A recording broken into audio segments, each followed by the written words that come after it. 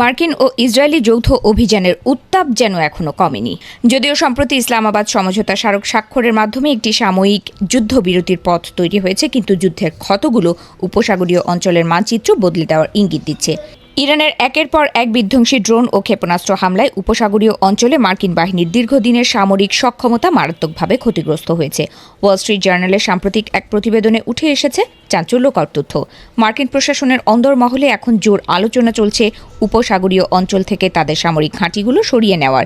বিশেষ করে বাহরাইনে অবস্থিত মার্কিন পঞ্চম নৌবহরের সদর দফতরটি ইরানের ধারাবাহিক হামলায় এতটাই বিধ্বস্ত যে সেখানে আগের মতো স্বাভাবিক কার্যক্রম চালানো কঠিন হয়ে পড়েছে। পেন্টাগন আনুষ্ঠানিকভাবে ক্ষয়ক্ষতি স্বীকার না করলেও স্যাটেলাইট চিত্র এবং গোয়েন্দা তথ্য বলছে কমান্ড সদর দপ্তর সহ অন্তত 1 ডজন গুরুত্বপূর্ণ স্থাপনা এখন ধ্বংসস্তূপের নিচে। এই পরিবর্তিত পরিস্থিতির প্রেক্ষিতে মার্কিন কৌশলবিদরা এখন ইসরায়েলকে তাদের নতুন সামরিক শক্তি কেন্দ্র হিসেবে গড়ে তোলার কথা ভাবছেন। মধ্যপ্রাচ্যের বুকে নিজেদের অবস্থানকে সুরক্ষিত করতে ওয়াশিংটন এখন ইসরায়েলের দিকে হাত বাড়িয়ে দিচ্ছে।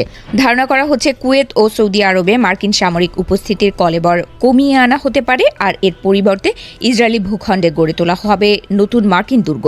এটি শুধু ভৌগোলিক স্থানান্তর নয়, বরং মধ্যপ্রাচ্যের সামরিক সমীকরণে এক নতুন ও বড় ধরনের মোড়।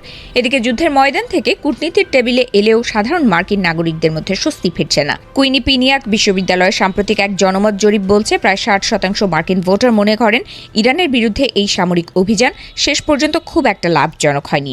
যুদ্ধের নামে কোটি কোটি ডলারের ব্যয় এবং সামরিক ক্ষয়ক্ষতির হিসাব মেলাতে গিয়ে খোদ মার্কিন জনগণই এখন সরকারের সিদ্ধান্তের ওপর আস্থা হারিয়ে ফেলেছেন। অন্যদিকে পারমাণবিক অস্ত্র নিয়ে শঙ্কার কালো মেঘ এখনও কাটেনি। মাঠের যুদ্ধে বিরতি এলেও জরিপে অংশগ্রহণকারী 61% মার্কিন নাগরিক এখনও বিশ্বাস করেন যে তেহরানের পারমাণবিক উচ্চাকাঙ্ক্ষা আগের মতোই রয়ে গেছে। ডেমোক্র্যাট বা রিপাবলিকান রাজনৈতিক পরিচয় নির্বিশেষে সাধারণ মানুষের মধ্যে এই সংশয় প্রবল। তাদের মতে কোনো সমঝোতা স্মারকই ইরানকে পারমাণবিক অস্ত্র তৈরির পথ থেকে পুরোপুরি সরিয়ে নিতে পারবে না। গত কয়েক মাসের এই সংঘাত বিশ্ব অর্থনীতি ও ভূ রাজনীতিতে যে গভীর ক্ষত তৈরি করেছে তা সহজে শুকোনোর নয়। হরমুজ প্রণালী থেকে শুরু করে রিয়াদের আকাশ, সবখানেই এখন ইরানের ক্ষেপণাস্ত্রের ধ্বংসলীলার চিহ্ন স্পষ্ট। মার্কিন প্রেসিডেন্ট ডোনাল্ড ট্রাম্প এবং ইসরায়েলের প্রধানমন্ত্রী বেনিয়ামিন নেতানিয়াহু যে লক্ষ্য নিয়ে যুদ্ধের সূচনা করেছিলেন, বর্তমান পরিস্থিতিতে তার কার্যকারিতা নিয়ে বিশ্বজুড়ে প্রশ্ন উঠছে। এমন এক প্রেক্ষাপটে ইসলামাবাদ সমঝোতা কার্যত একটি অস্ত্রবিরতি হলেও তা কতদিন স্থায়ী হবে তা নিয়ে কূটনীতিকদের মধ্যে উদ্বেগের শেষ নেই। সমঝোতার শর্ত অনুযায়ী 60 দিনের যুদ্ধবিরতি কার্যকর হলেও ইরানের সামরিক সক্ষমতার যেটুকু বাকি আছে তা নিয়ে ইসরায়েল ও যুক্তরাষ্ট্রের উদ্বেগের অবসান ঘটেনি। প্রতিটি দিন যেন এখন এক নতুন উত্তেজনার বার্তা নিয়ে আসছে।